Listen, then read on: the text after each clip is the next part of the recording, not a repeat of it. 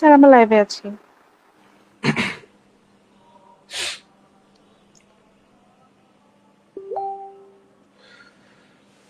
সবাইকে স্বাগত জানাচ্ছি এক্সক্লুসিভ এডুকেশন এডে আজকের ক্লাসে। আমি ডক্টর অমিত কর্মকার। আজকে আমাদের পিএসসি নন ক্যাডার ব্যাচে সিস্টেমিক প্যাথোলজি ক্লাস। তো এই যে সিস্টেমিক প্যাথোলজি ক্লাসে বেসিক্যালি আমরা যে টপিকগুলি পড়াবো, মানে প্রতিটা সিস্টেম ধরে ধরে সিস্টেমিক যে ডিজিজগুলো আছে সেই জিনিসগুলো আমরা পড়াবো। তো এর মধ্যে একটা ইম্পর্টেন্ট ফ্যাক্ট হচ্ছে যে এই যেই ডিজিজগুলো আমরা আপনাদের সাথে এখানে ডিসকাশন করব, এগুলি আসলে মেডিসিনেও আছে, বা মেডিসিন রিলেটেড ডিজিজই এখানে বেশি। আচ্ছা, এখন কথা হচ্ছে এখানে আপনারা মানে যখন আপনাদের মেডিসিন নিয়ে ডিসকাশন হবে সেখানেও এই টপিকগুলো নিয়ে ডিসকাশন হবে, আবার এর সাথে সাথে আমরা এখানেও এগুলো নিয়ে আমরা ডিসকাশন করব আপনাদের সাথে। আচ্ছা, তো এর মধ্যে আমাদের যে ডিজিজগুলো আছে এখানে, তার মধ্যে কিছু কিছু ডিজিজের বেশ ডিটেলস আমরা দিয়েছি এখানে। তো এই এত ডিটেলস হয়তোবা আমাদের পরীক্ষার জন্য ইন ডিটেলস দরকার নেই। তবে আপনি যদি একটা ডিজিজের সম্বন্ধে এখন জানতে চান, যে আপনি এখন পড়ছেন, সেই সাথে সাথে একটু পড়ে নিলেন ইন ডিটেলস, সেই ক্ষেত্রে আপনি পুরোটা পড়তে পারেন। বাট আমরা যেই টপিকগুলো ইম্পর্টেন্ট বা যেগুলি হচ্ছে দাগিয়ে দিব, হাইলাইট করে দিব, এই টপিকগুলো খুব ভালোভাবে পড়বেন বা ওই পয়েন্টগুলো ভালোভাবে মনে রাখবেন। তাতে করে এই পরীক্ষাগুলো আপনাদের হয়তোবা ট্যাকেল দেওয়া হয়ে যাবে। আচ্ছা, তো এর মধ্যে আরেকটা ইম্পর্টেন্ট কথা যেটা আপনাদেরকে আমি বলে দিতে চাই, বা যেটা এটা ইম্পর্টেন্ট সাজেশন বলতে পারেন আপনাদের জন্য, বা একটা ইম্পর্টেন্ট আইডিয়া বলতে পারেন আপনাদের জন্য, সেটা হচ্ছে এই যে পিএসসি নন ক্যাডার ব্যাচে আপনারা যারা আছেন বা আপনাদের পরিচিত যারা আছে যারা প্রিপারেশন নিচ্ছে, তো এই যে মেডিকেল পার্টটা যে আমরা আপনাদেরকে পড়াচ্ছি, এর মধ্যে কিন্তু দেখেন আমরা কিন্তু যদি একটা রিভিউ ক্লাস হিসেবেই নিচ্ছি, বাট মোর অরলেস আমরা কিন্তু মেডিকেল সায়েন্সের মানে যা টপিক আছে সেই টপিকগুলো নিয়ে কিন্তু আমরা ডিসকাশন করছি। অ্যাজ এ হোল আপনাদের রিভিউ হবে। তবে এর থেকে আপনি যদি আরেকটু পড়া বাড়িয়ে পড়তে পারেন, আপনার হাতে সময় বের করে আপনি যদি আরেকটু পড়তে পারেন, তাহলে কিন্তু আপনারা একই সাথে সাথে আপনারা রেসিডেন্সির প্রিপারেশন নিয়ে ফেলতে পারবেন। তো এই টার্গেট করে এই আপনাদের প্রিপারেশন, আপনারা যেন রেসিডেন্সির প্রিপারেশন নিতে পারেন, এই রেসিডেন্সির প্রিপারেশনকে টার্গেট করে আমরা এই 25 তারিখ থেকে আমরা আরেকটা আমাদের রেসিডেন্সি ব্যাচ, অ্যাপোলো ব্যাচ আমরা লঞ্চ করছি। তো আপনারা যারা যারা আছেন বা যারা যারা রেসিডেন্সি দিতে চান বা রেসিডেন্সির প্রিপারেশন নিতে চান এবং সেই সাথে সাথে এই পরীক্ষার প্রিপারেশনটা আপনারা নিতে চান, তাহলে তাদের জন্য এটা একটা গ্রেট অপরচুনিটি হতে পারে। এবং সেই ক্ষেত্রে যদি আপনারা এনরোল করেন, তাহলে আলটিমেটলি রেসিডেন্সি প্রিপারেশনও হয়ে গেল এবং পিএসসি নন ক্যাডার ব্যাচের যেই প্রিপারেশন, সেই প্রিপারেশনটাও হয়ে যাবে। কারণ এই যে নন ক্যাডার এক্সামটা, এই এক্সাম এবং এটার পরবর্তী যে প্রিপারেশনটা, এটা আসলে তো একটা লং টাইম প্রসিডিওর। তো এর মধ্যে যদি আপনি আপনার মেডিকেল পার্টের পড়াটুকু গুছিয়ে রাখেন, তাহলে আপনার একই সাথে কিন্তু পোস্ট গ্রাজুয়েশনের পড়াও গুছিয়ে ফেলা হয়ে গেল। ওকে, তো এই জন্য আমরা আপনাদেরকে সাজেস্ট করব যে আপনারা যদি সম্ভব হয় তাহলে চেষ্টা করবেন যে আমাদের যে অ্যাপোলো ব্যাচ, সামনে রেসিডেন্সি ব্যাচ, সেই রেসিডেন্সি ব্যাচে এনরোল করার জন্য। সেই সাথে সাথে আমাদের রেসিডেন্সি ব্যাচ ছাড়াও আমরা কিন্তু এই জুলাই এফসিপিএস কে টার্গেট করে আমরা কিন্তু জাস্ট একদম আমাদের 300 টপিক ব্যাচও লঞ্চ করছি ভেরি সুন, যে আপনারা জাস্ট খুব ইম্পর্টেন্ট টপিক লাস্ট মোমেন্টের প্রিপারেশন হিসেবে আমরা আপনাদেরকে খুব ইম্পর্টেন্ট কিছু টপিক আমরা পড়াবো। আশা করি এই টপিকগুলোর মধ্যে যদি আপনারা ইন ডিটেলস পড়ে থাকেন, তাহলে আপনাদের এফসিপিএস এর প্রিপারেশনও হয়ে যাবে। ওকে, এবং আমরা এক্সক্লুসিভ এডুকেশন 8 কিন্তু আমরা যে কোর্সগুলো প্রোভাইড করি, আপনারা জেনে থাকবেন যে আমরা কিন্তু একদম মিনিমাম যে কস্ট, সেই মিনিমাম কস্টেই কিন্তু আমরা আপনাদেরকে কোর্সটা প্রোভাইড করি এবং চেষ্টা করি যে হাইয়েস্ট কোয়ালিটি একটা কোর্স প্রোভাইড করার জন্য। ওকে, আচ্ছা, তো এর মধ্যে এই যে আমরা সিস্টেমিক প্যাথোলজিতে আমরা যা ডিসকাশন গুলো করব, তো এই ডিসকাশনে আমরা জেনারেল প্যাথোলজির কিছু বেসিক জিনিসও কিন্তু এখানে চলে আসবে। তো এখন এখানে মেইনলি পুরোটুকুই হবে আমাদের ডিজিজ রিলেটেড ডিসকাশন। ওকে, আচ্ছা, তো প্রথমেই আমরা চলে আসি কার্ডিওভাস্কুলার সিস্টেমে, আমরা কয়েকটা ডিজিজ নিয়ে আমরা ডিসকাশন করব। আচ্ছা, তো কার্ডিওভাস্কুলার ডিজিজে একটা ইম্পর্টেন্ট টপিক হচ্ছে কনজেনিটাল হার্ট ডিজিজ। তো কনজেনিটাল হার্ট ডিজিজকে বেসিক্যালি আমরা দুইটা ভাগে ভাগ করি, একটা হচ্ছে সায়ানোটিক হার্ট ডিজিজ, একটা হচ্ছে অ্যাসায়ানোটিক হার্ট ডিজিজ। তো এই যে অ্যাসায়ানোটিক হার্ট ডিজিজ, এইটা মানে হচ্ছে যে আমাদের এখানে সায়ানোসিস কেন হচ্ছে। সায়ানোসিস হচ্ছে কি, ওই যে আমাদের যেই মানে মানে কার্বন ডাই অক্সাইড নিয়ে যে হিমোগ্লোবিন গুলি থাকবে, তাই না? আচ্ছা, বা ডিঅক্সিজেনেটেড যে হিমোগ্লোবিন, তো এই হিমোগ্লোবিনের অ্যামাউন্টটা যখন বেশি থাকবে টিস্যুতে, তখন আমরা কি বলি, সেটাকে সায়ানোসিস বলি। তো এখানে দেখেন অ্যাসায়ানোটিক বা সায়ানোটিক, তার মানে আমাদের right heart and left heart, এখানে ডিঅক্সিজেনেটেড ব্লাডটা কোথায় থাকে বলেন তো? Right heart and left heart, বা হার্টের যে রাইট চেম্বার আর লেফট চেম্বার, এর মধ্যে ডিঅক্সিজেনেটেড ব্লাড কোথায় থাকবে?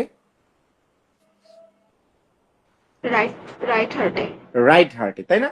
আচ্ছা, আর সায়ানোসিস হতে হলে আমরা কিন্তু সিস্টেমে দেখব। তাহলে সিস্টেমে দেখতে গেলে আমাদের কি লেফট হার্ট থেকে হচ্ছে সার্কুলেশনটা সিস্টেমে আসে থ্রু অ্যাওর্টা, রাইট?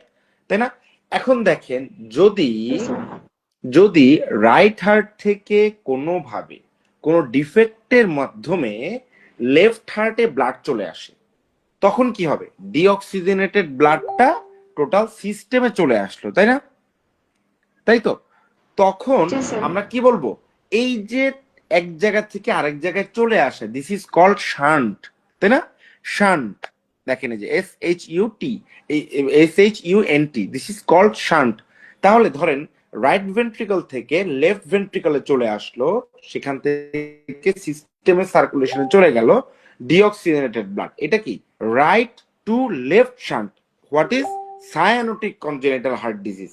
বাট যদি লেফট থেকে রাইটে আসে, তখন কি অক্সিজেনেটেড ব্লাড আসলো, সেটা পালমোনারি সার্কুলেশনে গেল, ওকে, সেই ক্ষেত্রে কিন্তু আমরা ইনিশিয়ালি সায়ানোসিস পাবো না। Okay, that's why this is called acyanotic heart disease. তো এটা জাস্ট একটা জাস্ট বেসিক মেকানিজমটা একটু আপনাদের সাথে আমি শেয়ার করলাম। তো ইম্পর্টেন্ট হচ্ছে যে এদের ডিজিজ গুলার নাম খালি জানতে হবে। হ্যাঁ, এতটুকু পড়লেই হবে যে সায়ানোটিক হার্ট ডিজিজ কি কি আছে, অ্যাসায়ানোটিক হার্ট ডিজিজ কি কি আছে। যেমন দেখেন, সায়ানোটিক হার্ট ডিজিজের মধ্যে মোস্ট ইম্পর্টেন্টলি যেমন দেখেন ফ্যালোরস টেট্রোলজি আছে। তো ফ্যালোরস টেট্রোলজি ইন ডিটেলস আমাদের লাগবে, মানে নামগুলো লাগবে। তারপর হচ্ছে যেমন দেখেন ট্রান্সপোজিশন অফ গ্রেট আর্টারি, হ্যাঁ, ট্রাঙ্কাস আর্টারিওসাস, এই জিনিসগুলো আমাদের লাগবে। তারপর দেখেন ASD, VSD, PDA, এগুলা হচ্ছে সব আমাদের কি অ্যাসায়ানোটিক কনজেনিটাল হার্ট ডিজিজ। ক্লিয়ার? এবার চলে আসি, দেখেন ফ্যালোরস টেট্রোলজি, এখানে দেখেন 3 স্টার দেওয়া আছে, এন্ড খুব ইম্পর্টেন্ট ফ্যালোরস টেট্রোলজি। ওকে, এটার যে টেট্রোলজি বা এটা যে 4টা পয়েন্ট, এই 4টা পয়েন্টই কিন্তু মনে রাখতে হবে। একটা কি দেখেন, ভেন্ট্রিকুলার সেপ্টাল ডিফেক্ট, তাই না? One is ventricular septal defect, আর একটা হচ্ছে রাইট ভেন্ট্রিকুলার আউটফ্লো অবস্ট্রাকশন বা subpulmonary stenosis, overriding of the aorta and right ventricular hypertrophy. Clear? এই 4টা যখন থাকবে তখন আমরা কি পাবো? ফ্যালোরস টেট্রোলজি। এখন এই যে ফ্যালোরস টেট্রোলজি আপনার কাছে কিভাবে প্রেজেন্ট করবে, তাই না, একটা পেশেন্ট? তো এই যে দেখেন, একটা পেশেন্টের তার সে যে ক্লিনিক্যাল ফিচার, সে কি করবে, যেমন তার হচ্ছে একটা ক্রনিক একটা রেসপিরেটরি ইনফেকশন থাকবে, বা তার আহ, এটা এটা কি, এই যে টেট্রোলজি অফ ফ্যালো, এটা হচ্ছে সায়ানোটিক হার্ট ডিজিজ, তাই না? তাহলে পেশেন্টের একটা ব্লুইশ ডিসকালারেশন থাকবে টিস্যু, তাই না? এবং যখন আপনি এই পেশেন্টের মানে এক্স রে করবেন, হ্যাঁ, চেস্ট এক্স রে করবেন, তখন দেখবেন কি হার্টটা কেমন দেখা যাবে, বুট শেপড হার্ট দেখা যাবে। ওকে, বুট শেপড হার্ট। ওকে, আচ্ছা, এবার আমরা চলে আসি আমরা চলে আসি মায়োকার্ডিয়াল ইনফার্কশন বা ইসকেমিক হার্ট ডিজিজ। আচ্ছা, ইসকেমিক হার্ট ডিজিজের কতগুলো টাইপ আছে, হ্যাঁ, যেমন একটা হচ্ছে যে আমরা কি বলি মায়োকার্ডিয়াল ইনফার্কশন, আর আছে এনজাইনা বা এনজাইনা পেক্টোরিস, হ্যাঁ, আর কি আছে যেমন chronic ischaemic heart disease, sudden cardiac death, এই সবগুলোই ইসকেমিয়ার সিকুয়েলি। তবে এগুলো আমাদের ডিটেলস জানা দরকার নেই। আমাদের জন্য যেটা খুব ইম্পর্টেন্ট, এই পরীক্ষার জন্য যেটা খুব ইম্পর্টেন্ট, সেটা হচ্ছে কি risk factor for ischaemic heart disease. খুবই খুবই খুবই ইম্পর্টেন্ট। এবং এর মধ্যে দেখেন যে হেডলাইনটা নন মডিফায়েবল অ্যান্ড মডিফায়েবল, তাই না? তাহলে নন মডিফায়েবল কোনগুলা? যেগুলার কোনো মডিফিকেশন করার সুযোগ নেই, যেমন জেনেটিক অ্যাবনর্মালিটি যদি থাকে, family history, age, increasing age, male gender, এদের হচ্ছে ইসকেমিক হার্ট ডিজিজের রিস্ক বেশি। আচ্ছা, আর মডিফাইবল কোনটা? যেগুলো মডিফাইবল, যেমন কোন একটা পেশেন্টে তার যদি হাইপার লিপিডেমিয়া থাকে, তাহলে আমরা মেডিকেশন খেয়ে ডায়েট কন্ট্রোল করে এটা কন্ট্রোল করতে পারি। হাইপার টেনশন থাকলে মেডিকেশন খেয়ে বা এক্সারসাইজ বা লাইফস্টাইল মডিফিকেশন প্লাস মেডিকেশন করে আমরা কিন্তু এগুলো মডিফাই করতে পারি। That's why this is modifiable risk factor. Okay, আচ্ছা, এছাড়াও কি আছে? আদার বেশ কিছু ফ্যাক্টর, যেমন কিছু disease and obesity, lack of exercise, high carbohydrate intake, এগুলো। ওকে, আচ্ছা, এবার আমরা চলে আসি যে মায়োকার্ডিয়াল ইনফার্কশন। তাহলে ইনফার্কশনটা কখন হয় আসলে বলেন তো? এই যে আমরা বললাম এমআই বা মায়োকার্ডিয়াল ইনফার্কশন, এটা কিভাবে হয় কেউ বলতে পারবো আমরা? এনিওয়ান? আমরা তো জেনারেল প্যাথোলজি পড়ে আসছি, তাই না? তাহলে বলেন তো কিভাবে হয় এটা?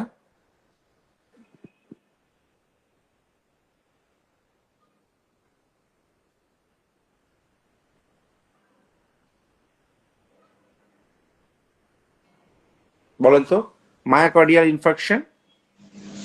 ভাইয়া lack of oxygen to cell. Okay, lack of oxygen to cell, that's good. Due to what? মানে কিভাবে, কিভাবে মানে ল্যাক অফ টিস্যুতে ল্যাক অফ অক্সিজেন হচ্ছে, বাট কেন হচ্ছে টিস্যুতে ল্যাক অফ অক্সিজেন? হ্যাঁ হ্যাঁ হ্যাঁ, বলেন। Due to inadequate blood supply to the মানে সেলগুলোতে enough পরিমাণ due to inadequate blood flow for what? Due to thrombus বা অ্যাথেরোমেটাস thrombus form. ডিজিজ, তাই না? তাই তো আমরা কি বলি? অ্যাথেরোমেটাস প্লাক ফর্মেশন হয়, তাই না? করোনারি ভেসেলে যখন অ্যাথেরোমেটাস প্লাক ফর্মেশন হয়, যার ফলে কি হয়? ভেসেলের যে ডায়ামিটার, এই ডায়ামিটার মার্কলি রিডিউস হয়ে যায়, একটা পর্যায়ে এটা কি ব্লক হয়ে যায়, অথবা থ্রম্বাস থ্রম্বাস ফর্মেশন হয়।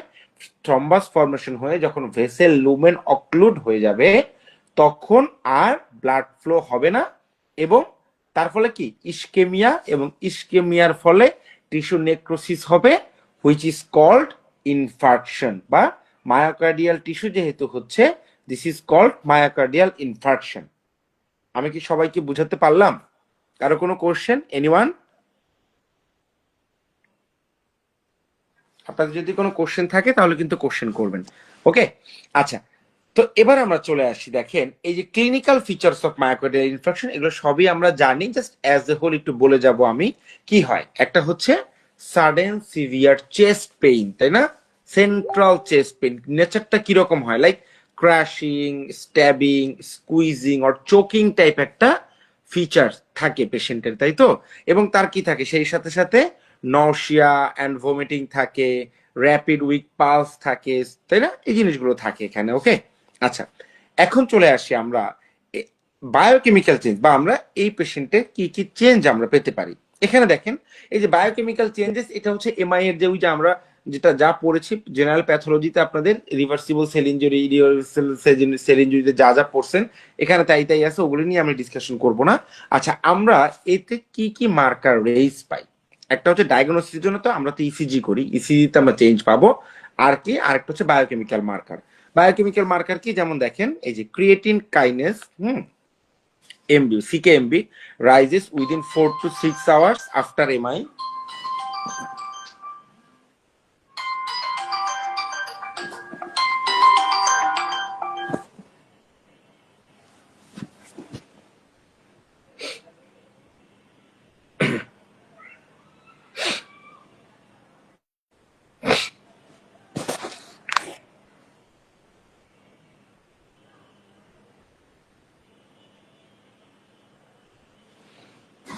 আচ্ছা, ওকে, এবার চলে আসি, দেখেন যে AST rises within 12 hours after MI and LDS rises 12 hours after MI. ওকে, আচ্ছা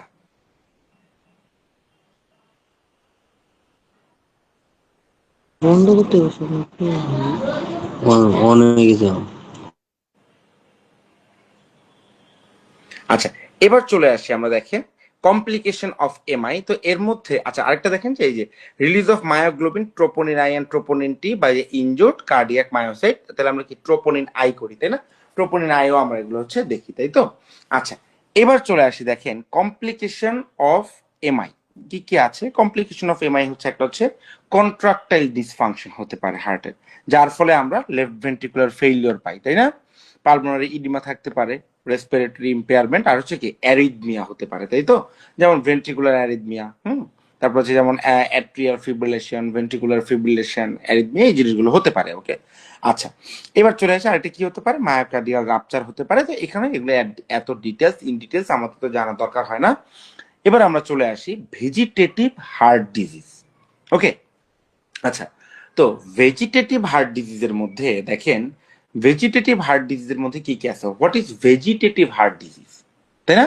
এটা হচ্ছে যে যখন কোন ডিজিজড ভালভ থাকে, যেমন ধরেন রিউমাটিক হার্ট ডিজিজ হয়েছে, তো এই রিউমাটিক হার্ট ডিজিজের ফলে বা এর ফলে কি মানে এই হার্ট ভালভে ড্যামেজ হয়েছে, তাই না? এখন এই ড্যামেজড ভালভের এখানে যখন কোনো থ্রম্বাস ফর্মেশন হয়, তখন এটাকে বলা হয় ভেজিটেটিভ হার্ট ডিজিজ। ওকে, হ্যাঁ কিছু বলেছেন? আবার একটু বললে ভালো। আচ্ছা দেখেন, মানে ভেজিটেটিভ হার্ট ডিজিজ যেমন কোনো ডিজিজড হার্ট ভালভ, হ্যাঁ, আচ্ছা, অথবা ধরেন ডিজিজড যেই আমাদের এন্ডোকার্ডিয়াম, তো এইরকম কোনো একটা কন্ডিশনে যদি হার্টের ওই ডিজিজ এন্ডোকার্ডিয়াম বা হচ্ছে ডিজিজ ভালভে যদি থ্রম্বাস অ্যাকুমুলেশন হয় বা থ্রম্বাস ফরমেশন হয় ওখানে, তখন সেটাকে আমরা বলি ভেজিটেশন। ওকে, আচ্ছা এখন এই যে ভেজিটেশন, এটাকে বলা হয় ভেজিটেটিভ হার্ট ডিজিজ। মানে যে সকল ডিজিজ কন্ডিশনে এইরকম থ্রম্বাস ফরমেশন হয় তাদেরকে বলা হয় ভেজিটেটিভ হার্ট ডিজিজ। এরা কারা? এদের মধ্যে আছে যেমন rheumatic fever and rheumatic heart disease. মানে রিউমাটিক ফিভার থেকে রিউমাটিক হার্ট ডিজিজ বা ভালভে যখন হচ্ছে লেশন হবে তখন সেটাকে আমরা বলি রিউমাটিক হার্ট ডিজিজ। এরপরে কি আছে? Infective endocarditis, non infected vegetation, non bacterial and endocarditis of systemic lupus erythematosus. মানে এখানে হচ্ছে বেসিক্যালি এই প্রত্যেকটা জিনিসই কি ইনফেকশনের সিকুয়েলি হিসেবে, তাই না? তাই তো, রিউমাটিক ফিভার এটা কোন ইনফেকশনের সিকুয়েলি বলেন তো?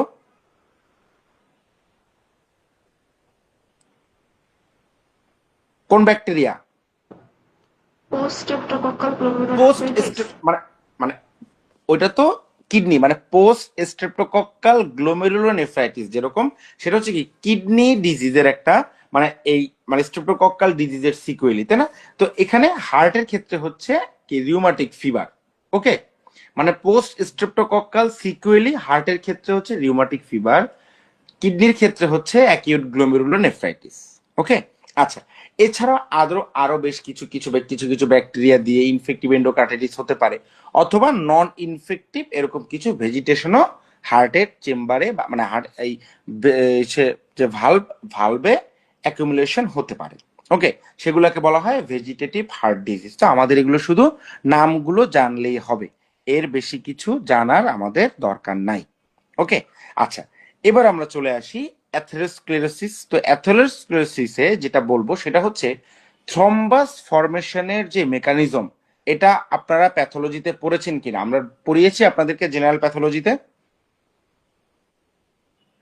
বলেন তো একটা থ্রম্বাস ফরমেশন।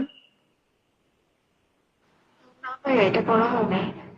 আচ্ছা আমি একটু বলে দিচ্ছি, অ্যাজ এ হোল জাস্ট বলে দিচ্ছি। দেখেন, মানে যখন এই যে থ্রম্বাস ফরমেশন বা আমাদের ব্লাড ভেসেলের মধ্যে বা এই যে মাইনর ব্লাড ভেসেলের মধ্যে যখন ফ্যাট অ্যাকুমুলেশন হয়, হ্যাঁ, তখন কি হয়? ন্যারোয়িং হয়ে যায়, তাই না?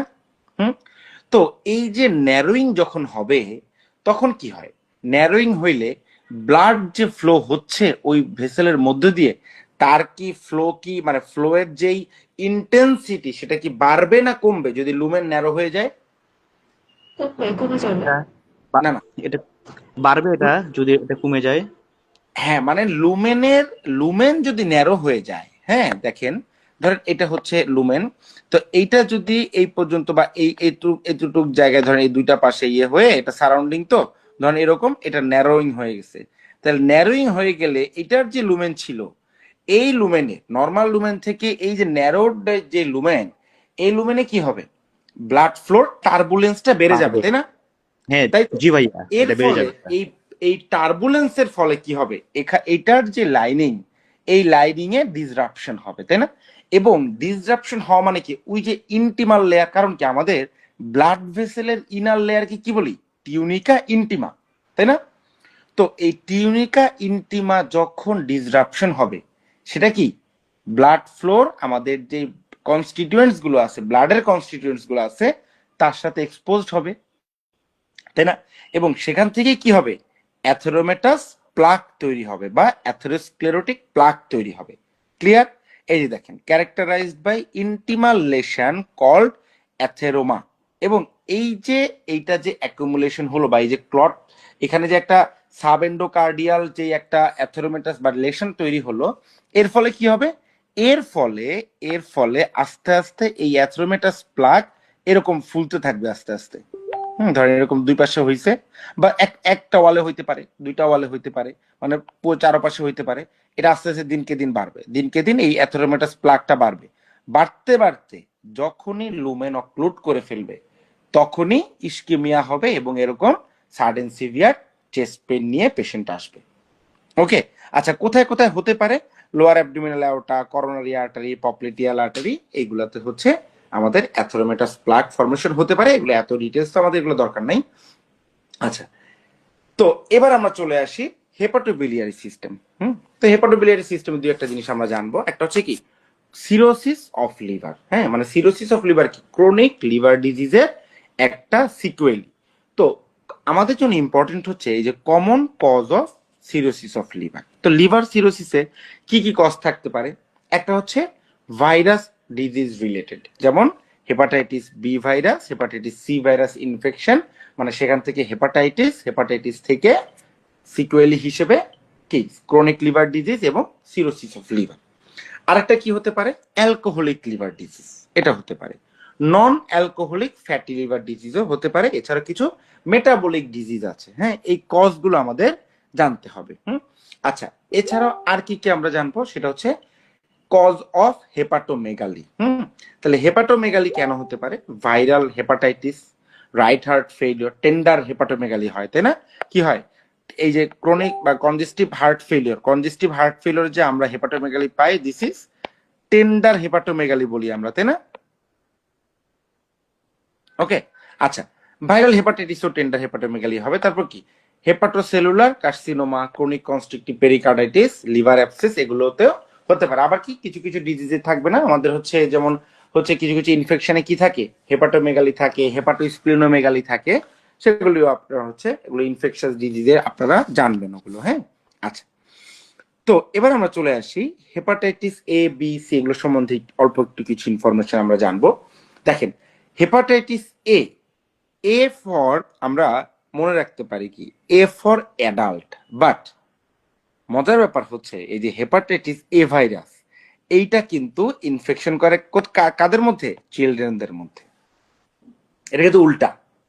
ওকে, hepatitis A virus infection is more common in children, but often asymptomatic, and so up to 30% হচ্ছে অ্যাডাল্টে হতে পারে।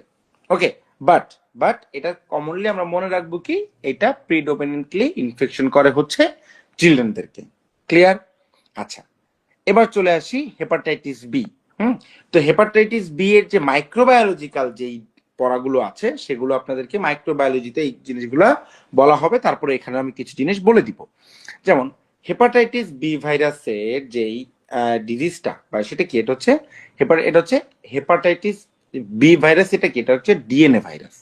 ওকে, দ্যাটস ওয়াই আমরা hepatitis B virus infection, hepatitis B virus DNA test করে থাকি, মানে ডিএনএ এটা একটা টেস্ট, এইচবিভি ডিএনএ বা হেপাটাইটিস বি ভাইরাস ডিএনএ, এটা আমরা করে থাকি। হ্যাঁ, এবং এর ফলে কি হয়, যেহেতু DNA virus, DNA polymerase enzyme এখানে দরকার হয়। ওকে, এবং এই যে হেপাটাইটিস বি ভাইরাস, এটার দুইটা পোর্শন, একটা হচ্ছে সারফেস আর একটা হচ্ছে কোর। তো এই সারফেসে কিছু অ্যান্টিজেন থাকবে, তার এগেইনস্টে অ্যান্টিবডি পাবো আমরা ব্লাডে। কোর এরিয়াতে অ্যান্টিজেন থাকবে, তার এগেইনস্টে আমরা সেখানে হচ্ছে আমরা অ্যান্টিবডি পাবো। তো এই যে অ্যান্টিজেন টেস্ট, এই অ্যান্টিবডি টেস্ট, এই টেস্টগুলো আমরা করে থাকি, করে আমরা কিছু স্পেসিফিক কন্ডিশন আমরা পেয়ে থাকি। এই যে দেখেন, তো হেপাটাইটিস বি ভাইরাসের সারফেসে যে অ্যান্টিজেনটা থাকে, this is which is called এইচবিএসএজি। মোস্ট কমনলি আমরা যেটা করে থাকি ভাইরাল মার্কার, তাই না, হেপাটাইটিস বি ভাইরাসের জন্য। হ্যাঁ, এই যে ইন্ডিকেটর অফ অ্যাক্টিভ ইনফেকশন। আচ্ছা, অ্যাক্টিভ ইনফেকশন হতে পারে, অথবা উইদিন 6 মান্থসের মধ্যে ইনফেকশনটা হইতে, সেটাও আমরা বুঝতে পারি এটার মাধ্যমে। ওকে, আচ্ছা, এছাড়া দেখেন হেপাটাইটিস বি যে কোর অ্যান্টিজেন বললাম, তাই না, কোর অ্যান্টিজেন থাকে, আর থাকে কি আর্লি অ্যান্টিজেন। তো কোর অ্যান্টিজেন বেসিক্যালি এটা ব্লাডে পাওয়া যায় না, এটা একটা ইম্পর্টেন্ট ইনফরমেশন। ওকে, আচ্ছা, আবার কি আর্লি অ্যান্টিজেন, এইটা যদি আমরা ব্লাডে পেয়ে থাকি, তখন আমরা বুঝি কি ভাইরাসের অ্যাক্টিভ রেপ্লিকেশন কন্ডিশনে আছে। ওকে, এগুলো আমরা পেয়ে থাকি। আচ্ছা, এখন আরেকটা জিনিস, চারটা জিনিস আমরা জানলাম। একটা হচ্ছে সারফেস অ্যান্টিজেন, কোর অ্যান্টিজেন যেটা পাওয়া যায় না, আর্লি অ্যান্টিজেন যেটা আর্লি রেপ্লিকেশন, আরেকটা হচ্ছে এই যে সারফেস অ্যান্টিজেন, এইটার এগেইনস্টে একটা অ্যান্টিবডি ফর্মেশন হবে না, মানে এইচবিএস অ্যান্টিবডি, তাই না। এই অ্যান্টিবডিটা যখন আমরা পাবো ব্লাডে, তার মানে কি অ্যান্টিবডি যখন আপনি কোনো একটা ডিজিজের এগেইনস্টে যখন আপনি অ্যান্টিবডি ব্লাডে পাবেন, কি বুঝবেন আপনি বলেন তো?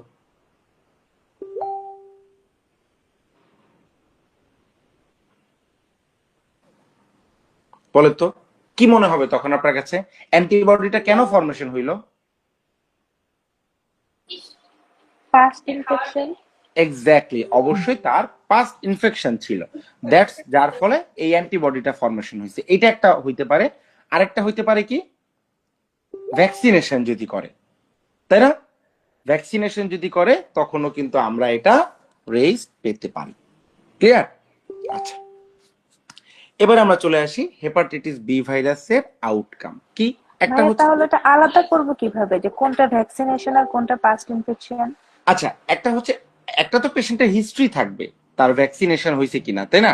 তাহলে ভ্যাকসিনেশনের হিস্ট্রি যদি থাকে, তারপরে যদি আপনি এটা রেজ পান, তাহলে বুঝবেন তার ভ্যাকসিনেশনের জন্যই হয়েছে।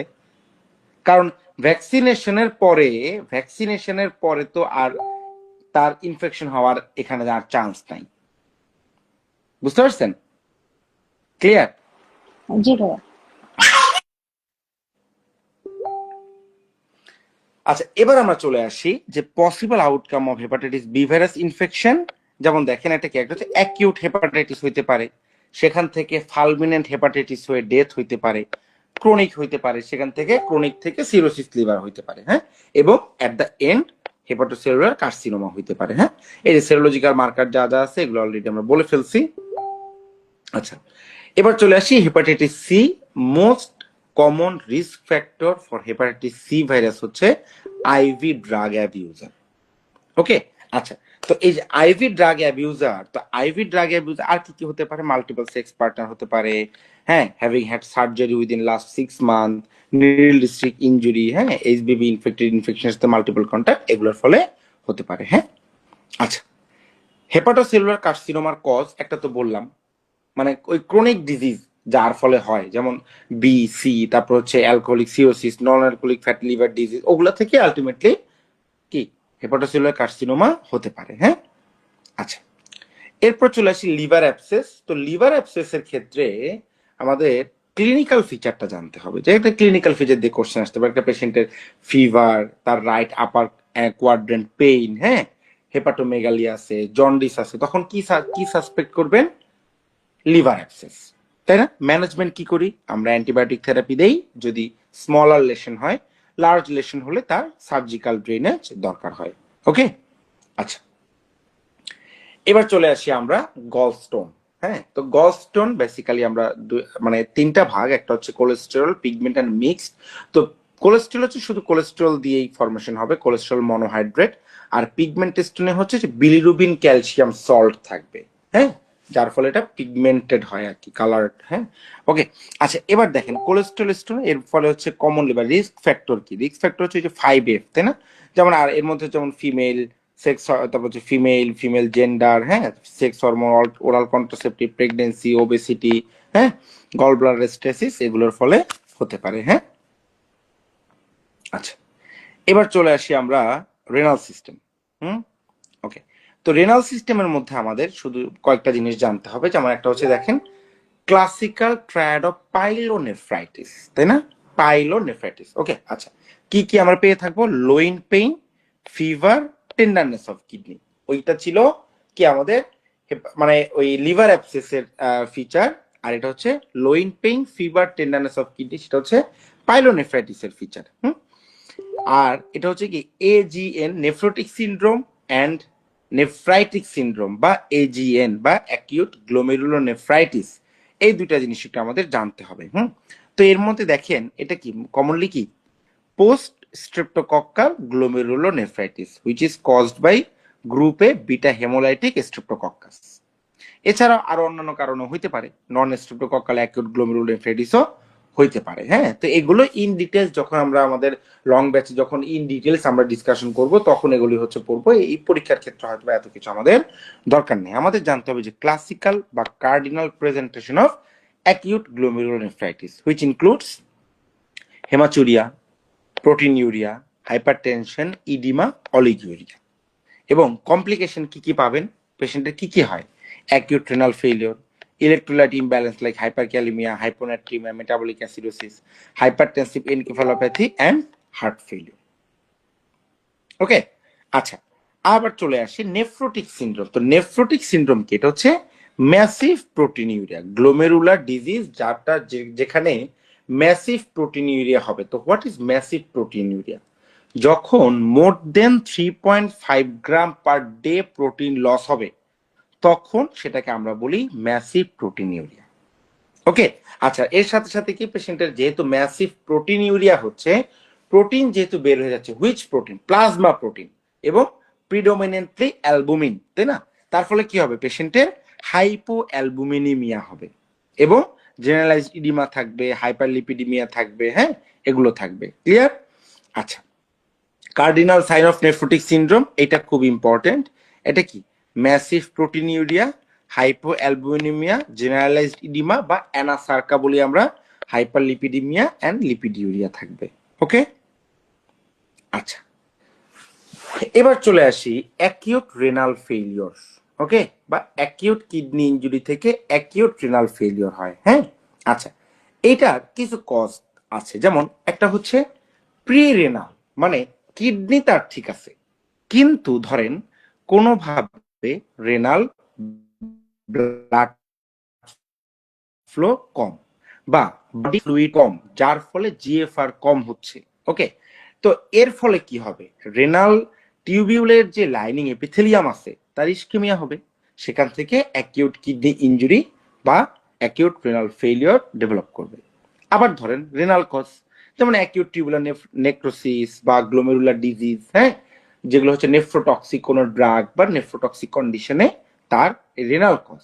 আর এটা হচ্ছে কি পোস্ট রেনাল, যেমন ধরেন রেনাল ঠিক আছে কিন্তু পোস্ট রেনাল মানে ইউরিন যে পাস হবে বা ইউরিন তৈরি হয়ে যে বের হবে সেখানে অবস্ট্রাকশন, স্টোন হতে পারে, টিউমার হতে পারে, বিইপি হতে পারে। এই অবস্ট্রাকশনের ফলে কি হচ্ছে যে কিডনিতে তখন কি ব্যাক ফ্লো হচ্ছে, ব্যাক ফ্লো হওয়ার ফলে তখন কি যে ইনজুরি হবে সেটা হচ্ছে post renal, cause of acute renal failure. Okay, আচ্ছা আর ক্রনিক রেনাল ফেলিওরের কমন কজ কি? Diabetes, hypertension, renal artery stenosis, এগুলো হতে পারে। হ্যাঁ, আচ্ছা তো রেনাল ফেলিওর কখন বলবো আমরা? যখন GFR less than 15 ml per minute হবে। হ্যাঁ, আচ্ছা কি কি পাবো আমরা ক্রনিক কিডনি ডিজিজে অ্যানিমিয়া থাকবে, অ্যানোরেক্সিয়া থাকবে, অ্যাস্থেনিয়া থাকবে, হাইপারটেনশন থাকবে। ওকে, আচ্ছা এবার চলে আসি আমরা risk factor for bladder cancer. আচ্ছা, তো ব্লাডার ক্যান্সারের কমন কজ কি কি আছে? যেমন সিগারেট স্মোকিং, হ্যাঁ, industrial exposure to aryl amide বা ডাই, ইন্ডাস্ট্রিয়াল যে ডাই আছে সেই ডাই এক্সপোজারে হচ্ছে ব্লাডার ক্যান্সার হতে পারে। Schistosoma haematobium infection, long term use of analgesics এগুলো দিয়েও হতে পারে, এছাড়াও রেডিয়েশন দিয়েও হতে পারে। হ্যাঁ, ওকে, এগুলো। আচ্ছা, এরপর আমরা চলে আসি এন্ডোক্রাইন ডিজিজে। আচ্ছা, একটা জিনিস, এতক্ষণ এই যে আমরা যা ডিসকাশন করলাম এর মধ্যে কারো কোনো কোশ্চেন আছে কিনা? এনিওয়ান?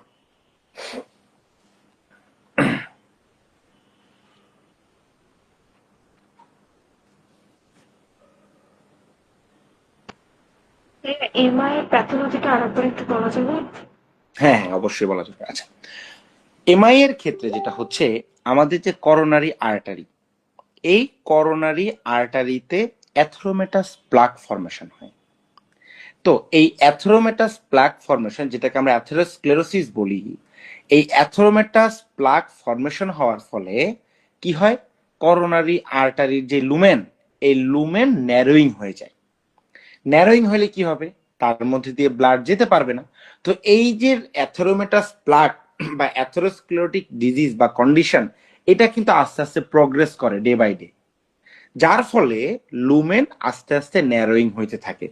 একটা পর্যায়ে কি হয়, লুমেন এতটা ন্যারোয়িং হয় যার মধ্যে দিয়ে অ্যাডেকুয়েট ব্লাড সাপ্লাই যেতে পারে না, যার ফলে ওই ব্লাড ভেসেলটা বা ওই যতটুকু মায়োকার্ডিয়ামকে সাপ্লাই দিত ততটুকু এরিয়া কি হচ্ছে, ল্যাক অফ অক্সিজেন বা ইস্কেমিয়া হচ্ছে, যার ফলে আমরা পাবো মায়োকার্ডিয়াল ইস্কেমিয়া। তো এই ইস্কেমিয়ার ফলে যখন টিস্যু নেক্রোসিস বা মাসেল নেক্রোসিস হয়ে যাবে, তখন সেটাকে আমরা বলি মায়োকার্ডিয়াল ইনফার্কশন, যেটার জন্য আমরা কি ফিচার পাই, ওই যে sudden severe central chest pain, choking in nature, তাই না, নরসিয়া, ভমিটিং, সিভিয়ার সোয়েটিং থাকবে, তাই না, এবং কি এসটি এলিভেশন পাই আমরা ইসিজিতে, তাই না। এটা হচ্ছে এমআই এর ফিচার এন্ড প্যাথোফিজিওলজি। আমি কি বুঝাতে পারছি আপু? জি ভাইয়া, থ্যাংক ইউ। ভাইয়া, অ্যাথেরোমেটাল প্ল্যাক যে ফর্মেশন হয় ইন্টিমাতে, ওই ইন্টিমাকে ডিস্ট্রাকশন হওয়ার পরে প্ল্যাকটা ডে বাই ডে রেজ করে। Exactly exactly exactly.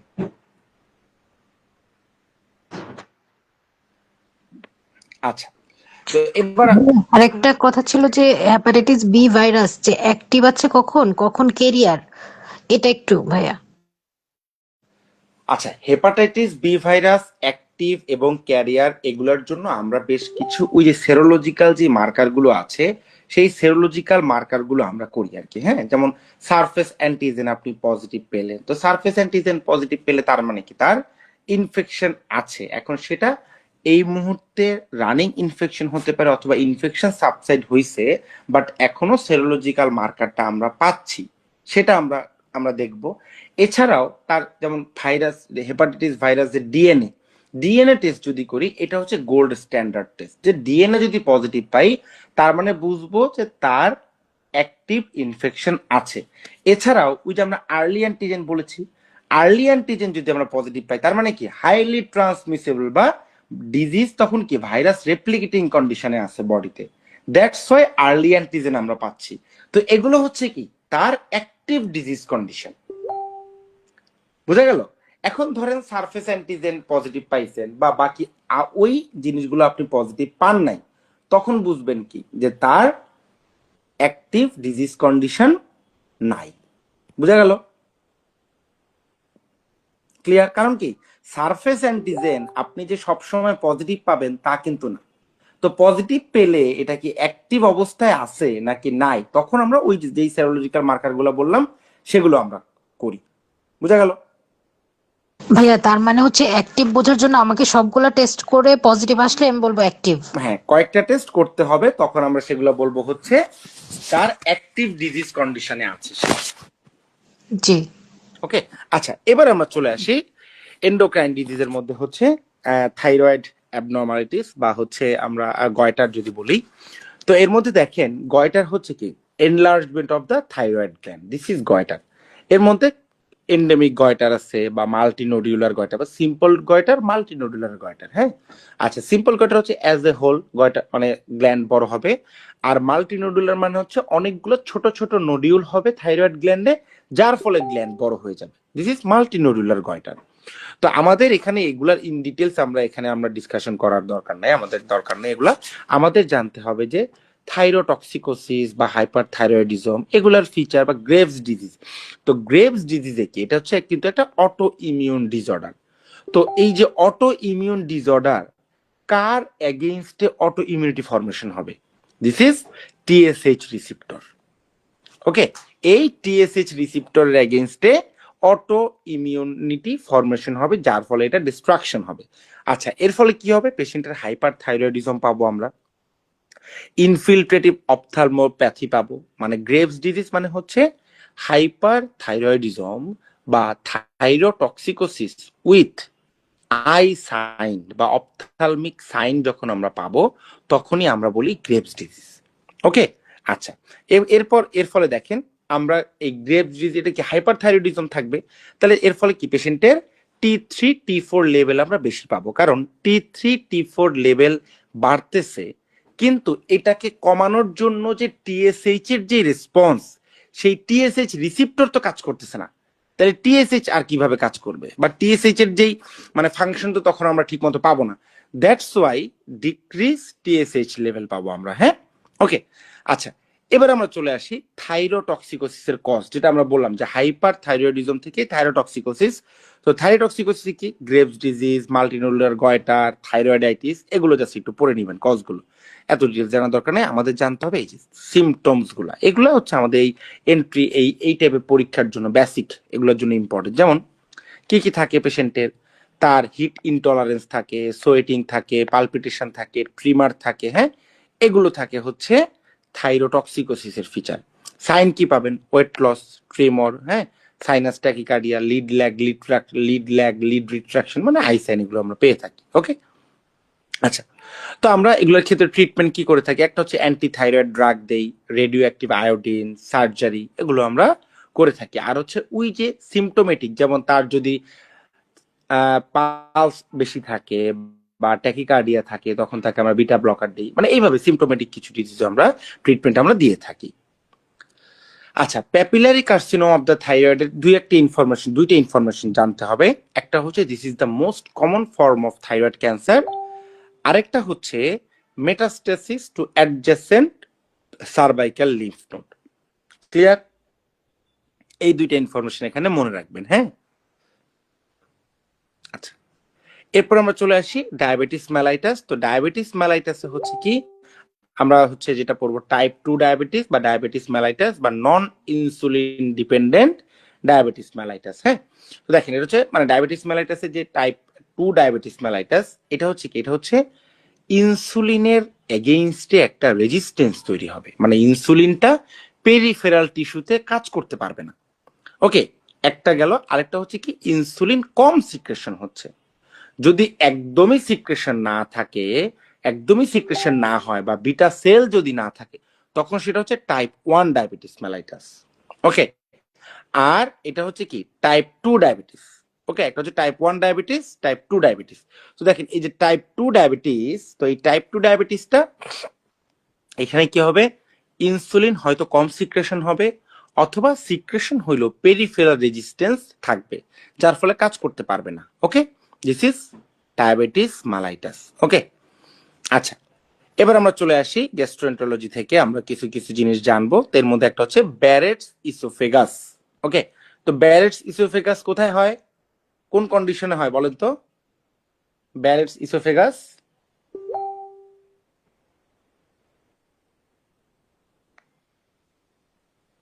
কে বলতে পারবো বলেন? জেনারেল প্যাথোলজি পড়ছেন না? জেনারেল প্যাথোলজিতে বলছি না আমরা? অবশ্যই বলছি। ঝাড় থাকলে হ্যাঁ, গ্যাস্ট্রো ইসোফেজিয়াল রিফ্লাক্স ডিজিজ। তো এই রিফ্লাক্স ডিজিজের ফলে কি হয়, মানে আমাদের প্যাথোলজিক্যাল কি চেঞ্জ হয়? মেটাপ্লেসিয়া হয়। এক্স্যাক্টলি, মেটাপ্লাসিয়া হয়। মেটাপ্লাসিয়া হওয়ার ফলে ইসোফেগাসের যে লাইনিং এপিথেলিয়াম, যেটা হচ্ছে স্কোয়ামাস এপিথেলিয়াম, সেটা কি হয় কলামনার এপিথেলিয়ামে হয়ে যায়, তাই না? এবং কলামনার এপিথেলিয়াম যখন হয়ে যায় সেখান থেকে কি হয় অ্যাডেনোকার্সিনোমা ডেভেলপ করে। দ্যাটস ওয়াই এই ব্যারেটস ইসোফেগাসে কি হয় অ্যাডেনোকার্সিনোমা হয়। বুঝা গেল? দেখেন এই যে ইসোফেজিয়াল অ্যাডেনোকার্সিনোমা। ক্লিয়ার? আমি কি বুঝাতে পারছি? কারো কোনো কনফিউশন আছে? আচ্ছা, কনফিউশন নাই, দ্যাটস গুড। আচ্ছা, এবার চলে আসি স্টোমাক। ভাইয়া ব্যারেট ইসোফেগাস কি একটা pre cancerous condition? Barrett's oesophagus, হ্যাঁ, এটা একটা প্রি ক্যান্সারাস কন্ডিশন, মানে এটা হচ্ছে একটা কমপ্লিকেশন। মানে ব্যারেটস ইসোফেগাস হচ্ছে ন্যারোইং হয়ে যাবে, মানে লোয়ার ইসোফেজিয়াল এরিয়াতে ন্যারোইং হয়ে যাবে due to metaplasia and stricture. এটা হচ্ছে ব্যারেটস ইসোফেগাস। তো এই যেহেতু এটা মেটাপ্লাসিয়া হচ্ছে, তো এই মেটাপ্লাসিয়া হওয়ার ফলে এখান থেকে যদি ম্যালিগনেন্সি ডেভেলপ করে, লং স্ট্যান্ডিং মেটাপ্লাসিয়ার ফলে কি হয়, পরের টার্মটা কি বলেন তো? মেটাপ্লাসিয়া থেকে কি ডেভেলপ করে? ডিসপ্লাসিয়া, তাই না? মেটাপ্লাসিয়া থেকে ডিসপ্লাসিয়া ডেভেলপ করবে, ডিসপ্লাসিয়া থেকে ম্যালিগনেন্সি বা ক্যান্সার ডেভেলপ করে, তাই তো? বুঝা গেল? ক্লিয়ার জিনিসটা? জি ভাইয়া। আচ্ছা, তো দ্যাটস ওয়াই ব্যারেটস ইসোফেগাস হচ্ছে ন্যারোইং হয়ে যায়, কনস্ট্রিকশন হয়ে যায়, সেটা হচ্ছে ব্যারেটস। আর এখান থেকে যখন ম্যালিগনেন্সি ডেভেলপ করে তখন সেটাকে আমরা বলি হচ্ছে অ্যাডেনোকার্সিনোমা। ক্লিয়ার? বুঝা গেল? ক্লিয়ার? জি ভাইয়া। আচ্ছা, ওকে। এবার আমরা চলে আসি গ্যাস্ট্রিক টিউমার বা গ্যাস্ট্রিক ম্যালিগনেন্সিতে। আসলে এটা হচ্ছে অ্যাডেনোকার্সিনোমা, কমনলি হচ্ছে অ্যাডেনোকার্সিনোমা। হ্যাঁ, তো এখানে আমাদের এখান থেকে বেশি কিছু জানার দরকার নেই। আচ্ছা, এবার চলে আসি আমরা আলসার। তো ulcer by definition what is ulcer? এটা হচ্ছে local defect or excavation of a within a organ or tissue produced by sloughing out of inflamed necrotic tissue. এগুলো তো আমরা জানি। তো এর মধ্যে বিনাইন আলসার আছে, ম্যালিগনেন্ট আলসার আছে, তাই না? তো বিনাইন আলসারের মধ্যে হচ্ছে এটা তো যে কি, যেমন ক্রনিক পেপটিক আলসার, এটা হচ্ছে বিনাইন। আর এটা হচ্ছে ম্যালিগনেন্সির মধ্যে কি থাকবে, যেমন আলসারেটেড বা হচ্ছে এক্সক্যাভেটেড বা গ্যাস্ট্রিক কার্সিনোমা থাকবে। ওকে।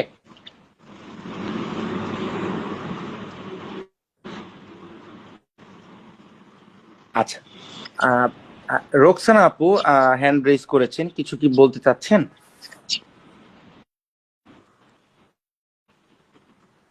আচ্ছা, ওকে। তো এবার আমরা চলে আসি, দেখেন এরপরে আমরা চলে আসি পেপটিক আলসার। তো peptic ulcer, peptic ulcer classification আছে, এগুলো কি আমাদের পড়তে হবে? এগুলো এত ডিটেলস আসলে আলসার এগুলো হচ্ছে এখানে দরকার নেই। এগুলো এখানে আমরা দেখিয়েছি কি বলেছি হচ্ছে আমাদের গ্যাস্ট্রোইন্টেস্টাইনাল ট্র্যাক্টের কোথায় কি কি আলসার হয়, কি কি টাইপের আলসার হয়, মানে এই জিনিসগুলো আর কি অ্যাজ অল রিডিং করে যাবেন। যেমন typhoid ulcer, peptic ulcer, tubercular ulcer, এইটা জাস্ট আলসার, কি আলসার হয় সেগুলো, এর বেশি কিছু না এখানে। হ্যাঁ, ওকে। মানে এমনি আলসারের যে আমরা এমনি ক্লাসিফিকেশন পড়ছিলাম অ্যাকর্ডিং টু এজ, এরকম না না না, এত কিছু আমাদের এত ইন ডিটেলস এখানে আমাদের দরকার নেই। হ্যাঁ, ওকে। আচ্ছা, এরপর আমরা চলে আসি পেপটিক আলসার, যেটা হচ্ছে ক্রনিক মিউকোসাল ইরিটেশনের ফলে হয়। হ্যাঁ, মোস্ট কমনলি কোথায় হয়? First part of the duodenum. এছাড়াও usually antrum, gastro oesophageal junction, হ্যাঁ, এগুলো হতে পারে। Okay. Disease associated with H pylori infection, এইটা খুব ইম্পর্টেন্ট, তাই না? এইচ পাইলোরি ইনফেকশন, এটা হচ্ছে কি peptic ulcer disease, chronic gastritis, gastric carcinoma and maltoma বা গ্যাস্ট্রিক লিম্ফোমা। ওকে। আচ্ছা, এবার আমরা চলে আসি হার্শস্প্রাং ডিজিজ বা কনজেনিটাল মেগাকোলন। এখানে বেসিক্যালি কি হয়? এখানে হচ্ছে আমাদের যেই জিআই ট্র্যাক্ট, এই জিআই ট্র্যাক্টের যেই মানে লেয়ার গুলা, মিউকোসা, সাবমিউকোসা, মাসল লেয়ার আর হচ্ছে সেরোসা লেয়ার, তো এর মধ্যে কি থাকে? নার্ভ প্লেক্সাস থাকে, কিছু ইন্ট্রিনসিক নার্ভ প্লেক্সাস থাকে। আমরা বলছিলাম না ফিজিওলজি পড়ানোর সময়, এর মধ্যে কি অরবাক্স এন্ড মিস্টার্স প্লেক্সাস থাকে। তো যখন এই অরবাক্স বা মিস্টার্স প্লেক্সাস বা নার্ভ প্লেক্সাসে যখন গ্যাংলিয়ন সেল অ্যাবসেন্ট থাকবে, তখন হচ্ছে কি হয়? সেখানে মুভমেন্ট থাকবে না, বা যে পেরিস্টালসিস থাকবে না। তার ফলে কি থাকবে? এই এরিয়াটা হচ্ছে ধরেন এখানে নাই, যার ফলে এই এরিয়াটা কনস্ট্রিক্টেড থাকবে। এখন যখন এই এরিয়াটা কনস্ট্রিক্টেড থাকবে তার ডিস্টাল পার্টের লুমেন কি হবে আর প্রক্সিমাল পার্টের লুমেন কি হবে বলেন তো? এটা ডায়ালেটেড হয়ে যাবে। কোনটা ডাইলেটেড হয়ে যাবে? উপরেরটা নিচেরটা? নিচেরটা কি ডাইলেটেড হবে? না না, নিচেরটা না, উপরেরটা ডায়ালেটেড হবে। উপরেরটা ডাইলেটেড হবে, তাই না? উপরেরটা ডাইলেটেড হবে মানে প্রক্সিমালি হচ্ছে এটা Proximally dilated হবে। ডিস্টালি এটা কিন্তু কনস্ট্রিক্টেড থাকবে। ওকে, আচ্ছা, তো এইটাই হচ্ছে কনজেনিটাল। এই জন্য এটা কি বলি, যেহেতু মেগা কোলন হচ্ছে কনজেনিটাল মেগা কোলন। কোথায় কোথায় হয় কমনলি দেখেন, এই যে in about 2/3 case rectum and sigmoid colon আর ইনভলভড। এছাড়া anorectal junction, recto sigmoid junction, whole colon, এগুলো তো হতে পারে। এই দুটুকু জানলেই হবে আমাদের। ওকে, আচ্ছা, এবার যে গ্যাস্ট্রিক কার্সিনোমার কিছু রিস্ক ফ্যাক্টর আছে, যেমন স্মোকড ফিশ, পিকল ভেজিটেবল, নাইট্রোসামিন, এগুলি আসলে বেসিক্যালি এই টাইপের খাবারগুলো বেসিক্যালি আসলে ওয়েস্টার্ন কান্ট্রির ফুড আছে। আমাদের ক্ষেত্রে এতটা ইম্পর্টেন্ট না।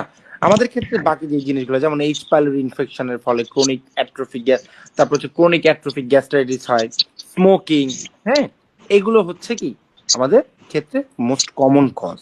ওকে, আচ্ছা, এবার চলে আসি আমরা মাস্কুলোস্কেলেটাল সিস্টেম। তো মাস্কুলোস্কেলেটাল সিস্টেমে এটা হচ্ছে গাউট। গাউটে কি কি হয়? এটা হচ্ছে joint swollen inflamed and severe pain হয়। মোর প্রিডমিনেন্টলি কি, যেই মেটাটার্সোফ্যালাঞ্জিয়াল জয়েন্ট, তাই না? First metatarsophalangeal joint. কারণ কি? কারণ এখানে monosodium urate monohydrate crystal accumulate হয়। ওকে, এটা হচ্ছে কি গাউট, তাই না? বডি ইউরিক অ্যাসিড যখন বেড়ে যায় তখন এই জিনিসটা হয়। ওকে, আচ্ছা, এই দেখেন ফার্স্ট এমটিপি জয়েন্ট, এটা হচ্ছে সিভিয়ার পেইন থাকে, তাই তো? আচ্ছা, এবার চলে আসি আমরা রিউমাটয়েড আর্থ্রাইটিস। এটা কিন্তু একটা অটোইমিউন ডিজিজ। ওকে, অটোইমিউন ডিজিজ মানে এখানে ক্রনিক ইনফ্লামেশন থাকবে, তাই না? এবং ক্রনিক ইনফ্লামেশন কি, এই যে রিউমাটয়েড আর্থ্রাইটিস, তো এই রিউমাটয়েড আর্থ্রাইটিসে কি হবে? এখানে যে জয়েন্ট ইনফ্লামেশন হবে, তাই না? এবং এই যে জয়েন্ট ইনফ্লামেশন হবে, এগুলো কি কি বলি আমরা? এটা হচ্ছে মাইগ্রেটরি পলি আর্থ্রাইটিস থাকে, তাই না? আজকে ধরেন হাতের জয়েন্টের পেইন হইলো, কালকে পায়ের জয়েন্টের পেইন হবে, এইভাবে, হ্যাঁ, রিউমাটয়েড আর্থ্রাইটিস। আচ্ছা, এটা হচ্ছে বোন টিউমার, এটা কিন্তু খুব ইম্পর্টেন্ট। আচ্ছা,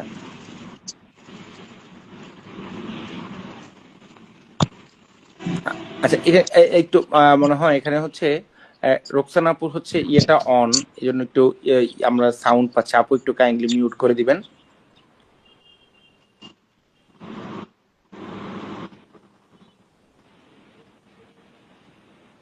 আচ্ছা, এবার আমরা চলে আসি দেখেন ম্যালিগনেন্ট বোন টিউমার, এগুলোর কিন্তু জানতে হবে, খুব ইম্পর্টেন্ট। কি কি আছে? Osteosarcoma, fibrosarcoma, malignant fibrous histiocytoma, Ewing sarcoma, chordoma, adamantinoma, আর হচ্ছে জায়ান্ট সেল টিউমার। ওকে, আচ্ছা, তো জায়ান্ট সেল টিউমার এটা হচ্ছে আমরা বিনাইনের ক্ষেত্রেও পাই, ম্যালিগনেন্সির ক্ষেত্রেও পাই।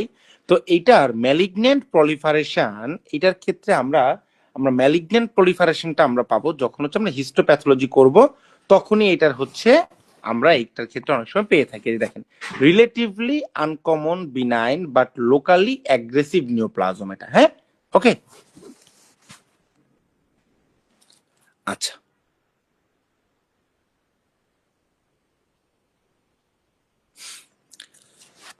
এরপরে চলে আসি নিউরোলজিতে। নিউরোলজিতে হচ্ছে আছে স্ট্রোকের ক্ষেত্রে এত ডিটেলস তো আমাদের এগুলো কোনো কিছু জানার দরকার হয় না। স্ট্রোক এটা হচ্ছে যে মানে স্ট্রোক আমরা তখনই বলবো যখন মোর দেন 24 আওয়ার্স ফোকাল নিউরোলজিক্যাল ডেফিসিট গুলো থাকবে, হ্যাঁ, সেটা হচ্ছে মোর দেন 24 আওয়ার্স। আর লেস দেন 24 আওয়ার্স যদি হয় তখন হচ্ছে কি ট্রানজিয়েন্ট ইসকেমিক অ্যাটাক। তো রিস্ক ফ্যাক্টর ফর ইসকেমিক বা স্ট্রোক, তো স্ট্রোকের একটা হচ্ছে যে ফিক্সড যে রিস্ক ফ্যাক্টর বা মডিফায়েবল, নন মডিফায়েবল, এগুলোর ক্ষেত্রে ওই যে আমরা যে এমআই এর ক্ষেত্রে পড়েছিলাম, আলটিমেটলি ওই জিনিসগুলো এখানে থাকবে, হ্যাঁ। তো আমরা কি করি, ডায়াগনোসিস আমরা সিটি স্ক্যান করতে পারি, তাই না? ইনফ্রাকশনের ক্ষেত্রে হাইপোডেন্স পাবো, ব্ল্যাক পাবো, হেমোরেজের ক্ষেত্রে হাইপারডেন্স পাবো বা হোয়াইট পাবো আমরা, হ্যাঁ। আচ্ছা, এবার চলে আসি আমরা মেনিনজাইটিস। তো মেনিনজাইটিসের ক্ষেত্রে দেখেন, মেনিনজাইটিসের ক্ষেত্রে হচ্ছে ব্যাকটেরিয়াল কজ অফ মেনিনজাইটিস কি কি আছে, এটা ইম্পর্টেন্ট কিন্তু।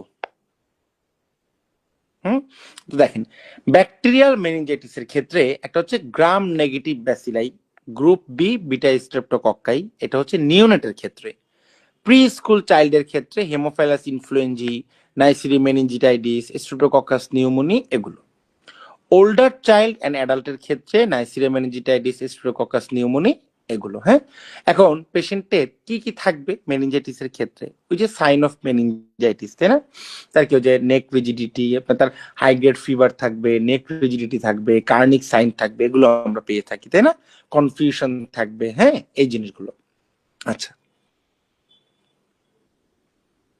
এই যে causes of meningeal irritation, meningitis, sub arachnoid haemorrhage, encephalitis, intracerebral haemorrhage, cerebral malaria. আচ্ছা, ভাইরাল এনকেফালাইটিসের কজ গুলো জানতে হবে শুধু, হ্যাঁ, যে কি কি কারণে, কোন কোন ভাইরাস দিয়ে এনকেফালাইটিস হতে পারে, যেমন হারপিস সিমপ্লেক্স, ভ্যারিসেলা জোস্টার, হ্যাঁ, তারপর হচ্ছে আরবো ভাইরাস, এইচআইভি, র্যাবিস, এগুলো দিয়ে এনকেফালাইটিস হতে পারে। ওকে,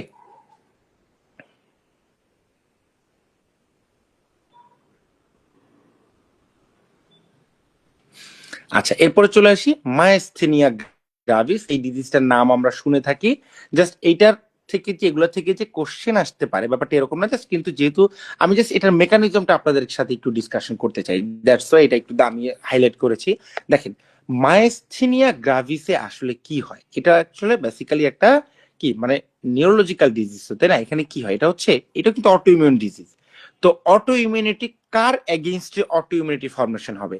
অ্যাসিটাইল কোলিন রিসিপ্টরের এগেইনস্টে অটো ইমিউনিটি ফর্মেশন হবে। ওকে, আচ্ছা, তো দেখেন এই যে আমাদের নিউরো ট্রান্সমিটারটা কিভাবে কাজ করে বলেন তো, কেউ বলতে পারবেন? আমরা যে নিউরো ট্রান্সমিটার বলি, নিউরো ট্রান্সমিটারটা কিভাবে কাজ করে বলেন তো, এনিওয়ান?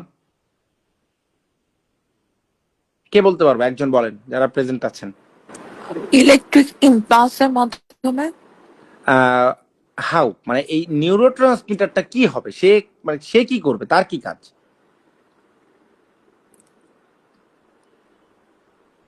সে একটা নিউরনের ডেনড্রাইটস থেকে রিলিজ হয়ে পরবর্তী নিউরনের একটা নিউরনের ডেনড্রাইটস থেকে রিলিজ হয়ে পরবর্তী নিউরনে যাবে, মানে হচ্ছে যে চেঞ্জেস অ্যাকশন এক্স্যাক্টলি, তার পোটেনশিয়ালি মানে চেঞ্জ হবে।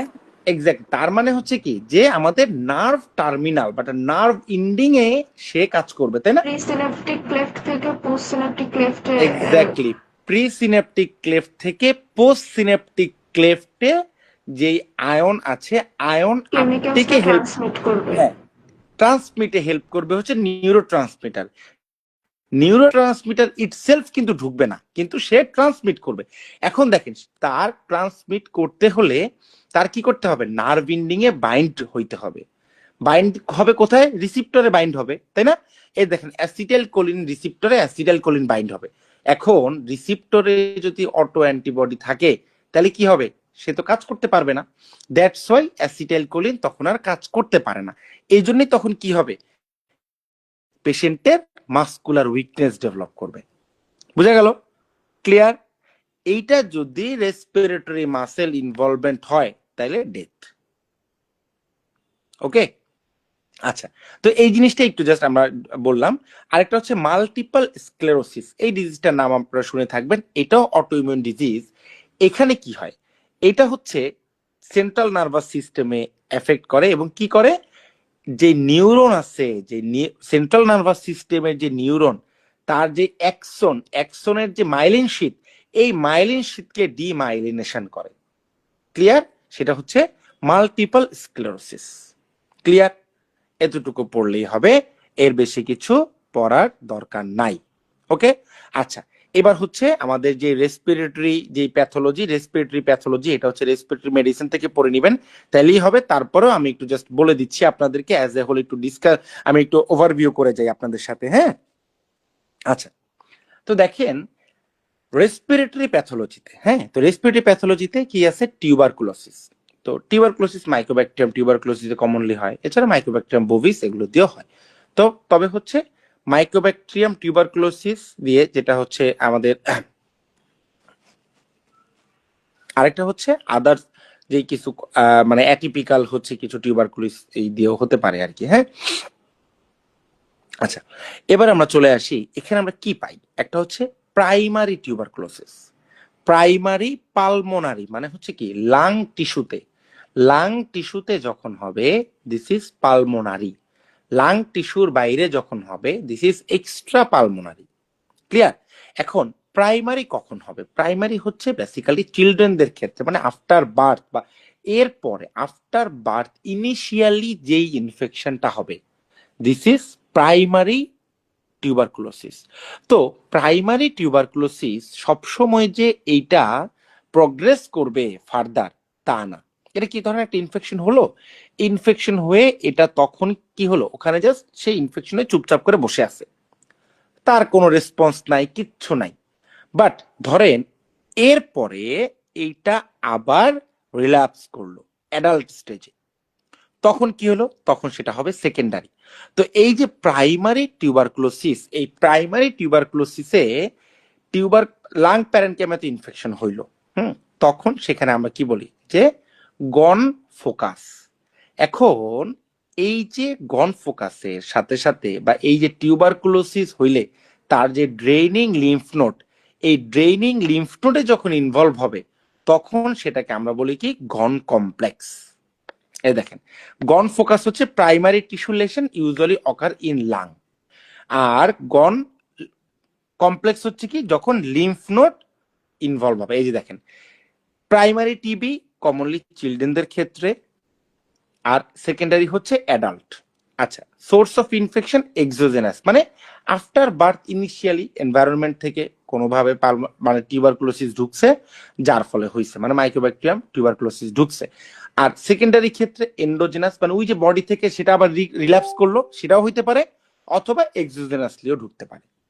ক্লিয়ার? তো প্রাইমারি টিবির ক্ষেত্রে আমরা গন ফোকাস, গন কমপ্লেক্স এগুলো পেয়ে থাকি। সেকেন্ডারি ক্ষেত্রে হচ্ছে আমরা ওই যে ক্যাভিটেশন পাই, যে এক্সরেতে যে আমরা দেখি ক্যাভিটেশন, এই যে ক্যাজিয়াস নেক্রোসিস এন্ড ক্যাভিটেশন পেয়ে থাকি। ক্লিয়ার? আচ্ছা, এবার চলে আসি নিউমোনিয়া। নিউমোনিয়ার ক্ষেত্রে ক্লাসিফিকেশন আছে কিছু, এর বেশি কিছু আমাদের জানা দরকার নেই, নামগুলি খালি আমরা জানবো। বেশি কিছু তো মেডিসিনেই আপনাদেরকে পড়ানো হবে, এটা তো আমরা পড়তেছি সিস্টেমিক প্যাথোলজি। তো এর মধ্যে দেখেন lobar pneumonia, broncho pneumonia, interstitial pneumonia, হ্যাঁ, এটা হচ্ছে কি based according to anatomic region. আর এটা কি ক্লিনিক্যাল সেটিং, যেমন community acquired pneumonia, health care associated pneumonia বা হসপিটাল অ্যাকোয়ার্ড নিউমোনিয়া, হ্যাঁ, ভেন্টিলেটর, ওই যে আইসিইউতে যে ভেন্টিলেশনে রাখি, ভেন্টিলেটর অ্যাসোসিয়েটেড নিউমোনিয়া এটা। আরেকটা হচ্ছে কি ইটিওলজি বা যে মানে হচ্ছে মাইক্রো অর্গানিজম বা মাইক্রোবায়োলজিক্যাল পয়েন্ট অফ ভিউ থেকে bacterial pneumonia, viral pneumonia for other aetiology, এগুলো। ওকে, তো ব্যাকটেরিয়াল ইনফেকশন এটা কি most common cause of pneumonia. Okay, এবং এই যে নিউমোনিয়াতে আমরা এক্সরেতে কি ফিচার পাই বলেন তো, এক্সরেতে কি টাইপের লেশন পাই আমরা? কনসলিডেশন, তাই না? কনসলিডেশন পাই, তাই তো?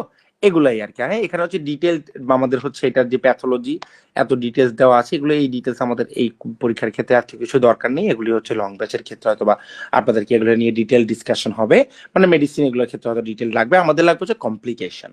হ্যাঁ, তো এই যে লোবার নিউমোনিয়া বা নিউমোনিয়ার কমপ্লিকেশন, এটা হচ্ছে ওই লাং টিস্যুতে অর্গানাইজেশন হতে পারে, সেখান থেকে প্যারা নিউমোনিক প্লুরাল ইফিউশন হতে পারে, এম্পায়েমা হতে পারে, লাং অ্যাবসেস হতে পারে, এবং মেটাস্ট্যাটিক ইনফেকশন, মানে মেটাস্ট্যাটিক ইনফেকশন বলতে এই ইনফেকশনটা থেকে অন্য কোন অর্গানে যে ইনফেকশন হতে পারে। ক্লিয়ার? এটা মানে ম্যালিগনেন্সি না, এটা হচ্ছে জাস্ট অন্য কোথাও যে ইনফেকশনটা হতে পারে।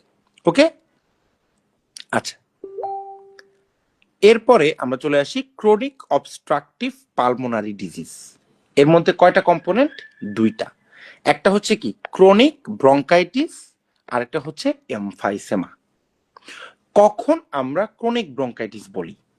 যখন কোনো পেশেন্টে পারসিস্টেন্ট কফ উইথ এক্সপেক্টোরেশন বা প্রোডাক্টিভ কফ থাকবে at least 3 months of the year for 2 or more consecutive year, মানে টানা 3 মাস থাকবে, সেটা 2 বছরের বেশি। ক্লিয়ার? তখন আমরা বলবো ক্রনিক ব্রঙ্কাইটিস। তার কি প্রোডাক্টিভ কফ থাকবে, তাই না? আচ্ছা, এটা গেল হচ্ছে এই যে দেখেন পারসিস্টেন্ট কফ উইথ কপিয়াস এক্সপেক্টোরেশন থাকবে। আর এমফাইসেমাতে কি থাকবে? এমফাইসেমাতে কি হয়, তা ওই যে টার্মিনাল যে আমাদের যেই ব্রঙ্কিওল বা রেসপিরেটরি যেই আমাদের যেই এরিয়াটা আছে জোন বা অ্যালভিওলার স্যাক, তাদের অ্যাবনর্মাল ডিস্ট্রাকশন হয়ে অ্যাবনর্মাল ডাইলেটেশন হয়ে যাবে। ক্লিয়ার? এর ফলে কি হবে? এর ফলে সেই পেশেন্টের, আমরা বলেছিলাম রেসপিরেটরি ফিজিওলজি পড়ানোর সময় বলেছিলাম, যদি আপনাদের খেয়াল হয়ে থাকে, যার ফলে কি তার পারফিউশন কম হয়, মানে গ্যাস এক্সচেঞ্জ কম হয়, তাই না? এই জন্য পেশেন্টের কি ফিচার থাকে, এই যে দেখেন সিভিয়ার এক্সারশনাল ডিসনিয়া থাকে। ক্লিয়ার?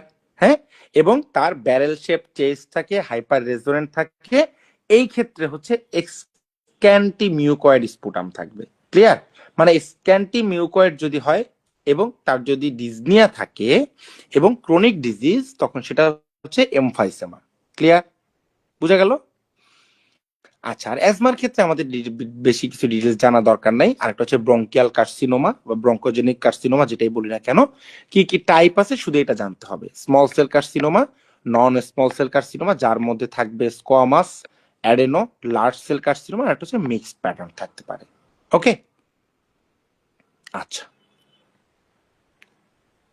তো বেসিক্যালি এতটুকুই হচ্ছে আমাদের লাগবে। আর হচ্ছে স্প্রেড লাং ক্যান্সার কোথায় কোথায় স্প্রেড হতে পারে, একটা হচ্ছে ডিরেক্ট, যেটা হচ্ছে লিম্ফ নোডে হতে পারে, আর একটা হচ্ছে হেমাটোজেনাস স্প্রেড হয়ে ডিস্টেন্সে কোথায় কোথায় যেতে পারে, লিভার, অ্যাড্রিনাল, বোন, প্যানক্রিয়াস, ব্রেইন, হ্যাঁ, অপোজিট লাংস, কিডনি, থাইরয়েড, এগুলাতে যেতে পারে।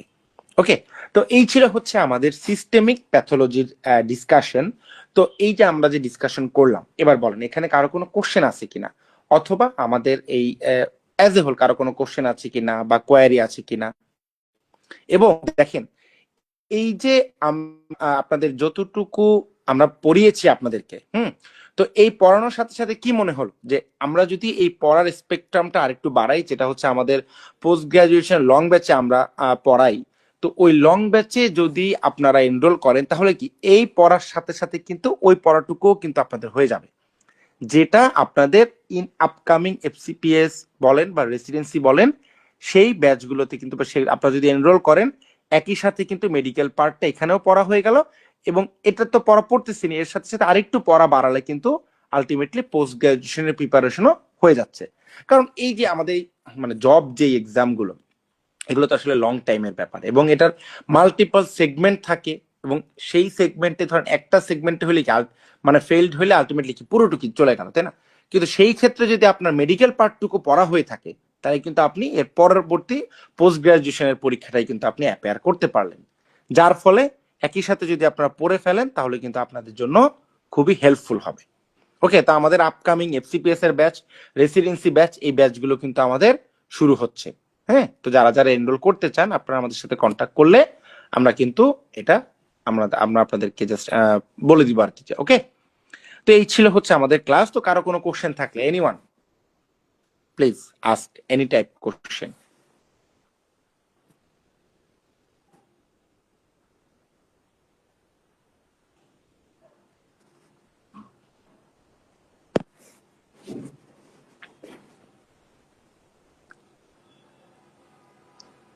Anyone, any question? আচ্ছা, ভাইয়া আমাদের এটা তো নন ক্যাডারের জন্য, তো নন ক্যাডার আর আমাদের বিসিএস এর জন্য মানে কেমন ডিফারেন্সটা হবে? মানে কি পড়ার সময় আমি আসলে মানে বিসিএস এর ক্ষেত্রে জেনারেল পার্টের পড়াশোনা যেটা, সেটা তো ভাস্ট। হ্যাঁ, নন ক্যাডারের ক্ষেত্রেও লাগবে, বিসিএস এ আরো বেশি লাগে আর কি। বাট মেডিকেল সেক্টরের ক্ষেত্রে আমরা যেই এই বেসিক যেই পড়াটা, এই বেসিক পড়াটা আমরা এই যে আপনাদেরকে নন ক্যাডারের জন্য যেভাবে বইটা সাজিয়েছি, এটা কিন্তু বিসিএস এর ক্ষেত্রেও কাজে লাগবে। হ্যাঁ, তবে বিসিএস এর ক্ষেত্রে কিন্তু এক একবার এক এক রকম মানে কোশ্চেন করে আর কি। যেমন 42 এর ক্ষেত্রে বা 42 এর ক্ষেত্রে যেটা হয়েছিল বা 39 এর ক্ষেত্রে যেটা হয়েছিল, 39 এর ক্ষেত্রে মেডিকেল পার্টটা কিন্তু কম্পারেটিভলি ইজি হয়েছিল। আবার 42 এর ক্ষেত্রে মেডিকেল পার্টটা কিন্তু কম্পারেটিভলি হার্ড হয়েছিল, যার কারণে যারা একটু পোস্ট গ্রাজুয়েশনের প্রিপারেশন নিয়েছিল তাদের ক্ষেত্রে কিন্তু ওইটা গ্র্যাব করা ইজি হয়েছিল ওই কোশ্চেনগুলা। তো দ্যাটস ওয়াই এটা তো ডিফার করে, এই জন্যই মেডিকেল পার্টটুকু যদি পড়েন একসাথে পোস্ট গ্রাজুয়েশন প্রিপারেশন নিয়ে নিলে মানে অতটুকু পড়ে ফেলে আপনাদের যে কোনো এক্সাম, সেটা বিসিএস হোক, পিএসসি, নন ক্যাডার হোক, সবই আপনারা দিতে পারবেন, সাথে সাথে পোস্ট গ্রাজুয়েশন তো দিতে পারবেনই। ওকে, আর জেনারেল পার্টের ক্ষেত্রে তো মানে সিলেবাসটা ভাস্ট হবেই, সেটা জেনারেল পার্ট যখন আমরা আপনাদের সাথে ডিসকাশন করব তখন তো আপনাদেরকে আমরা বলবোই যে আসলে কিভাবে কোনটা কি পড়তে হবে, সেভাবে আমরা গাইডলাইন দিয়ে দিব আপনাদেরকে। ওকে, জি জি ভাইয়া, মানে লাস্ট 2টা বিসিএস এর যে সিলেবাসটা ছিল ওখানে তো একটাই এক এক রকম ছিল। তো এক্স্যাক্টলি। ওখানে দেখে মানে আরো যখন আপকামিং হবে তখন নিশ্চয়ই সিলেবাসটা একটু মানে আগের তুলনায় কিছুটা হলেও ডিফিকাল্ট হবে। তো সেক্ষেত্রে তো দেখা যাবে যে যারা প্রিপারেশন নিয়েছে, যারা পোস্ট গ্রাজুয়েশন বা আরো আগে থেকে নিয়েছে, ওরা তো এগিয়ে থাকবে। সো আমাদের মতো যারা নিউ, যেমন আমি তো হলো লাস্ট 4-3 মাস হলো ইন্টার্নশিপ শেষ করছি। তো এরকম নিউ হলে আসলে আমাদের কিভাবে আচ্ছা আগানোটা ঠিক হবে?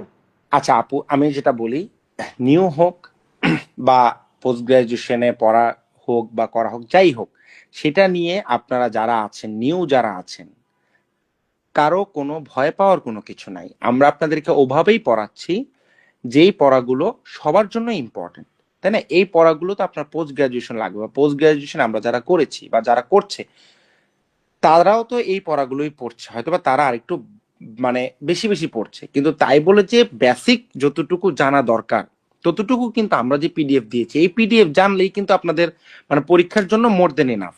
কিন্তু হ্যাঁ, এখন ধরেন আপনার হাতে সময় আছে, পরীক্ষা হয়তো পরে হচ্ছে, আপনার হাতে সময় আছে, আপনি পড়ার পরিমাণটা বাড়াতে চান, তখন আপনি পোস্ট গ্রাজুয়েশনের জন্য আমরা যে আরো ইন ডিটেলস আরো বেশি বেশি করে পড়ি তখন আপনি পড়তে পারেন। কিন্তু ধরেন আপনার পরীক্ষার টাইম শর্ট, মানে পরীক্ষার সামনেই হবে, তারপরে ধরেন যে আপনার এখন অন্য জেনারেল পার্ট পড়া, আপনার বেশি পড়া, সেই পড়াটা পড়তে হচ্ছে, তখন তো আপনার এত কিছু ভাবার দরকার নেই। আমরা যতটুকু আপনাদেরকে পড়াচ্ছি এই পিডিএফ এ যে রিভিউ বা এইভাবে যে কম্পাইলড করে যেটা পড়াচ্ছি এতটুকুই আপনারা পড়বেন। আশা করি এর মধ্যেই আপনারা ম্যাক্সিমাম কমন পাবেন। এখন কিছু কিছু কোশ্চেন বেশি বেশি যারা পড়েছে তারা তো কিছু কিছু অ্যাডভান্টেজ পাবে, সেটা নিয়ে আপনাদের এত হেডেক দরকার নেই। ক্লিয়ার?